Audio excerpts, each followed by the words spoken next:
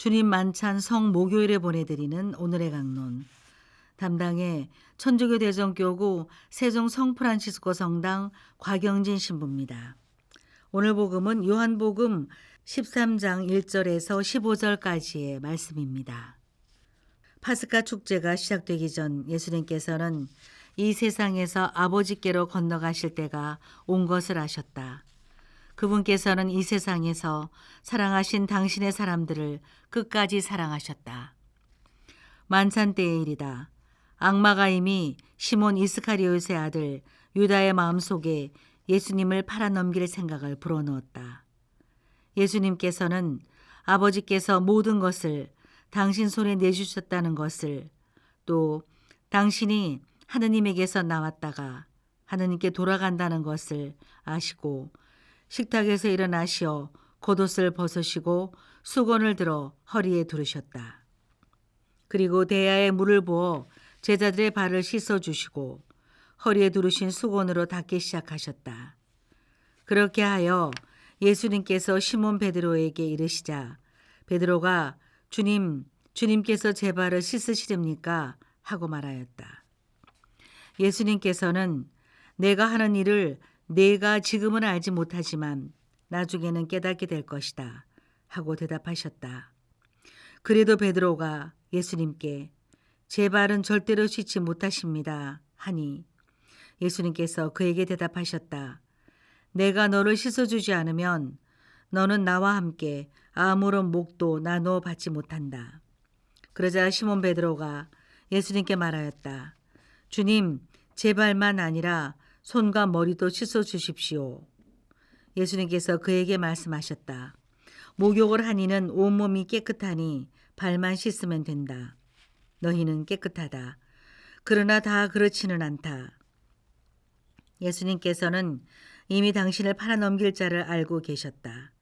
그래서 너희가 다 깨끗한 것은 아니다 하고 말씀하신 것이다. 예수님께서는 제자들의 발을 씻어주신 다음 겉옷을 입으시고 다시 식탁에 앉으셔서 그들에게 이르셨다. 내가 너희에게 한 일을 깨닫겠느냐? 너희가 나를 스승님 또 주님하고 부르는데 그렇게 하는 것이 옳다. 나는 사실 그러하다. 주님이며 스승인 내가 너희의 발을 씻었으면 너희도 서로 발을 씻어 주어야 한다. 내가 너희에게 한 것처럼 너희도 하라고 내가 본을 보여준 것이다. 대전 가톨릭 평화방송 애청자 여러분 안녕하십니까? 오늘은 주님 만찬 성목요일입니다. 오늘 예수님께서는 복음 말씀을 통해 제자들의 발을 씻어주시는 모습을 보여주십니다. 그러면서 동시에 복음은 이렇게도 전하고 있는데 그분께서는 이 세상에서 사랑하신 당신의 사람들을 끝까지 사랑하셨다는 것입니다. 끝까지. 어떻게 사랑하는 것이 끝까지 사랑하는 것인지를 생각해 볼 수 있겠습니다.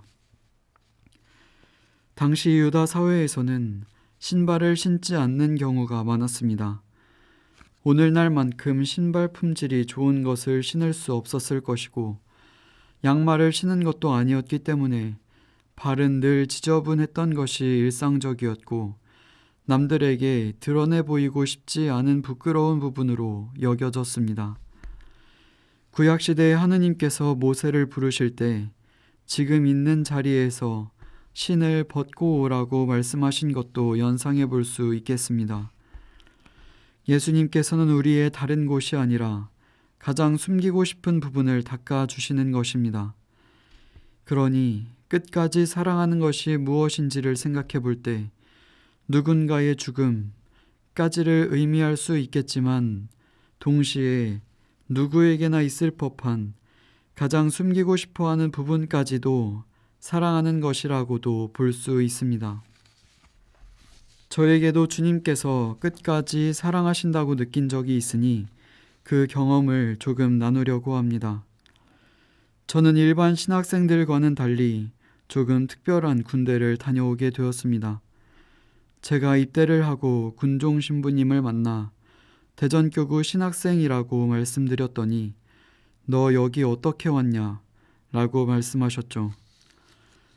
알고 보니 전국적으로 신학생은 이곳에 보내지 않는 것이 암묵적인 일종의 룰이 있었던 것 같습니다. 그때 제가 신학생으로 일반적인 군대 과정을 밟고 있지 않았다는 것을 직감할 수 있었는데 이 불결한 예감은 곧 현실이 되었습니다. 자대 배치를 받고 느껴지는 생활관의 어두컴컴하고 고요한 침묵 속의 분위기에 완전히 압도될 수밖에 없었는데 긴 기다림 끝에 한 선임이 저에게 말을 걸어옵니다. 야, 신병, 밖에서 뭐하다 왔냐? 저는 천주교 신부를 준비하고 있다고 대답하니 그들에겐 이 대답이 흥미로운 놀림거리가 아닐 수 없었습니다. 하느님께서는 사람을 죽이지 말라고 가르치시는데 여기엔 왜 왔냐고 하는 이 질문은 지금 생각해도 신박하고 논리적인 일침이었습니다. 이제야 왜 신학생을 해병대에 보내지 않는다는 것을 깨닫기 시작했지만 이미 늦었던 것입니다. 이때부터 저의 정체성에 대해 묻지 않을 수 없었습니다. 군인이면서 신학생으로서의 정체성, 양자택일할 수는 없는 문제이지만 그러나 공통분모를 찾는 것이 어려웠던 것이 사실입니다. 그때 저는 군인을 선택했습니다. 군 생활을 열심히 하다 보면 나중에 신학생으로서의 할 몫이 있겠다고 생각한 것이죠.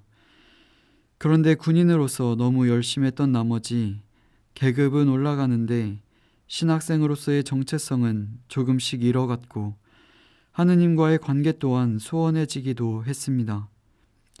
어느새 그분과 완전히 멀어졌다고 여기는 때도 왔습니다.